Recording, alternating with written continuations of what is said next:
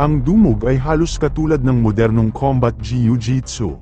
Ang pagkakaiba lang ng dalawa ay ang dumog ay isang wrestling martial art na nagbibigay daan sa mga siko, tuhod, pagsusumite, at suntok sa malapitang labanan. Nagmula ang dumog sa gitnang bahagi ng kapuluan ng Pilipinas, ang Visayas. Unang ginamit ng mga taga-Antique, Iloilo, at Capiz sa isla ng Panay ang dumog, bilang kanilang estilo ng pagtatanggol sa sarili.